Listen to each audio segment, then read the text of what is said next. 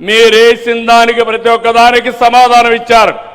మీరు ఇప్పుడు చేయాల్సింది, మీకు రాజకీయాలు చేసే అర్హత కావాలంటే మీరు స్పష్టంగా చెప్పాలి, ప్రజలకు అపాలజీ చెప్పాలి, నిరుద్యోగుల్ని క్షమించమని మీరు చెప్తే తప్ప మీరు ఈ రాష్ట్రంలో మనుగడ సాధించడానికి వీలు లేదని మరొకసారి మీ అందరి ద్వారా విజ్ఞప్తి చేస్తున్నా. అంటే వాళ్ళకి అలవాటు అయిపోయింది. ఆ రోజు మీరు చూశారు, నేనే ముఖ్యమంత్రి, బాబాయిని చంపేసి గుండెపోటుగా చిత్రీకరించి మరుసటి రోజు నా చేతిలో కత్తి పెట్టి నారాసుర రక్త చరిత్ర అని చెప్పిన వ్యక్తులు మామూలుగా ఇన్రు. మీరు చీకొట్టారు. వెస్ట్ గోదావరి జిల్లాలో జీవితంలో ఒక్క సీటు కూడా గెలవరు వీళ్ళు. అలాంటి తీర్పునిచ్చారు. ఇప్పుడు ఇలాంటి పనికి పాలిన పనులు చేసి ముందుకు పోయే పరిస్థితికి వస్తున్నారు. నేను అందుకే మిమ్మల్ని అందరినీ ఒకటే కోరుతున్నాను, ఇలాంటి వ్యక్తులకి ఎప్పటికప్పుడు మీరు కూడా బుద్ధి చెప్పాల్సిన అవసరం ఉంది. ఈరోజు నేను ఇక్కడ పట్టాలు ఇచ్చాను మీకు, నేను సంతోషపడుతున్నా. వీళ్ళ ఎమ్మెల్యే రాష్ట్రంలో కబ్జాలు చేశారు, రికార్డు తారుమారు చేశారు, అవన్నీ కూడా ఎంక్వైరీలో ఉన్నాయి. ఇక్కడ అయిపోయిందని తెలంగాణకు పోయి వినుకొండ మాజీ ఎమ్మెల్యే అక్కడ పోయి ఎంఆర్ఓ, కలెక్టర్, జాయింట్ కలెక్టర్ సంతకాలన్నీ ఫోర్జరీ చేసి 1500 కోట్ల రూపాయల ఆస్తులు కొట్టేశారు. నేను అడుగుతున్నా, ఈ యొక్క పార్టీ అధ్యక్షుడిని, గొడ్డలి పార్టీ నేతని ఎందుకు సస్పెండ్ చేయలేదు? ఎందుకు చేయవు? మన పరువు ఇక్కడ తీశారు. ఇక్కడ పరపతి లేదు. ఇక్కడ తప్పు చేసి ఇక్కడ ఉండేది సిబిఎన్ 1995.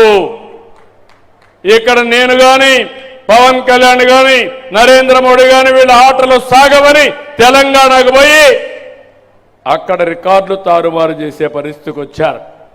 ప్రజల ఆస్తులు కొట్టేసే పరిస్థితికి వచ్చారు. మాట్లాడితే వీళ్ళు పతివ్రతలని చెప్పి మాట్లాడే పరిస్థితికి వస్తున్నారు.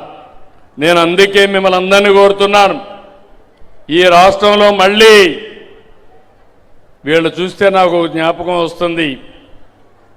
మీరందరూ కూడా గుర్తుపెట్టుకోవాలి, గొడ్డలి పట్టుకునే చేతులకి నాగలబట్టే రైతు బాధలు గుర్తురావు. కోడి కత్తి డ్రామాలు ఆడేవాళ్ళకి వరి కోతలు తెలియవు.